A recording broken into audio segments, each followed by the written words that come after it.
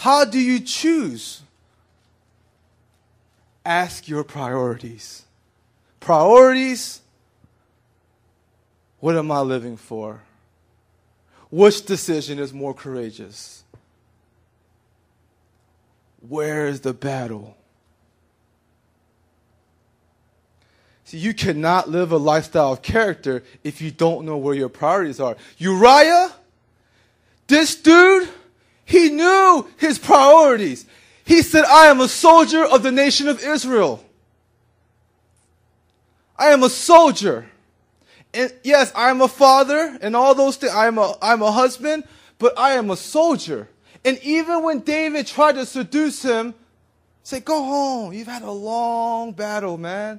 Relax. That sounded good, didn't it? But Uriah said, I know what my priorities are. And he refused to go home. It must have been blocks away from David's palace. But he wouldn't go home. See, people who don't know what they are committed to always swing from one thing to another that seems better. That's why we change our majors all the time. That's why we jump from one girl, one guy to the next. That's why we are indecisive, because we don't have any priorities. We don't know what we are committed to. So I said we always swing from one thing to another thing, and it always seems better at the moment. People without priorities, we never stay the course to see what we have committed to become a reality. And I know this is mean, but that's why a lot of us jump churches. We can't stay in one place. We can't commit to one church, one body, one family, and say, hey, rise or fall, I'm with y'all. We can't say that. See, people that don't have priorities in life, they easily move on from one commitment to another commitment without ever making a difference. You ever seen somebody walk through a church? They're a ghost. And when they leave, I mean, it could say something about the church's heart, but you can't tell the difference. When you clearly know what you are committed to, here's the reward. When you clearly know what you are committed to, most naturally, a sense of determination will emerge from your heart. In other words, passion. Passion. We all know those corny Under Armour commercials. We must protect this house, right? We know all those corny commercials. Men, women, what are we protecting in our lives? What are our priorities? We must protect this house. What's in it? You guys got to think about these things. We're getting older. See, a lot of us, we're into motivational speakers and seminars. That's why we like Dr. Phil. We like Oprah. I ain't going to front. Oprah's cool. You know, Oprah's cool. But there's a problem with Oprah. There's a problem with Dr. Phil. There's a problem with all these motivational speakers, even pastors like Joel Osteen. There's a problem with these guys because they're pitching a product. See, salesmen need motivation. Christians need conviction. We're all trying to sell something in here. Ourselves, something we stand for, our sorority, computer. I don't know what we're trying to sell. But see, salesmen need motivation. Christians need conviction. There's a difference. Motivation fades. Conviction are your pillars. They're your foundation. Listen to what Ravi Zacharias says about conviction. A conviction is not merely an opinion. A conviction is not merely an opinion. It is something rooted so deeply in the conscience that to change a conviction would be to change the very essence of who you are. What is Ravi saying? Once you compromise on your convictions, you are not the same person anymore.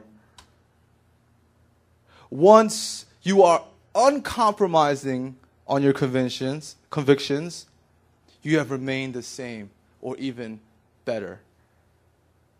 And I think we can all say that. First time we stole, first time we cussed someone out, first time we had sex or got drunk, all these things. Yes, God forgives. But we changed. Right? We changed. We definitely changed after we compromised our convictions. Guys, I was going to go into a lot about what kept Uriah so convicted and uncompromising. But this is basically it, guys. You know what Uriah was like? Hey, I can't do it, David. I know you're giving me a red carpet treatment. You're inviting me to go back to my house and hang out. I miss my family so much. But he unflinchingly said no. I mean, what made him do this? In verse 11, Uriah gives us a glimpse into his heart. He says this when David invites him to go home. He says, the ark and the armies of Israel and Judah are living in tents. And Joab and his officers are camping in the open fields. How could I go home to wine and dine and sleep with my wife? I swear that I would never be guilty of acting like that. You know what Uriah understood about war, about battle, about life? Uriah understood that wherever God is, the Ark of the Covenant, that's where God resided in the Old Testament. I know some of us don't know our Old Testament. Wherever the Ark was, that's where God was. Okay? And he says the first thing, the Ark is there. I want to be where God is. That's character. I want to be where God is. I don't care if people are dying. I don't care if my arms get ripped off, my head gets blown off. I want to be where the Lord is. He longed to be in the presence of the Lord with the people of God, praising God and experiencing the victory. Uriah believed that in the battle was the victory. After all, you can't win if you don't fight. Young men, I'm talking to you right now. You can't win if you don't fight. You can't win if you don't fight. And for those who played football yesterday, you understand that. You can sit on the sideline and be like, oh, nice, No offense to the people who are on the sideline. But they did not experience the victory because they did not fight with us. You must fight. You must fight. The Christian life is a battle. It's not a country club. It's not a walk in the park. And I want to ask you guys right now, in this context, whatever happened to spiritual commitments? I mean, we all make these commitments to clubs, to programs. No offense to Esther, who came up here and talked about Community Day. That's very important, and you can commit to it, and I need you to commit to it. But whatever happened to spiritual commitments? That I'm going to wake up at a certain time and pray.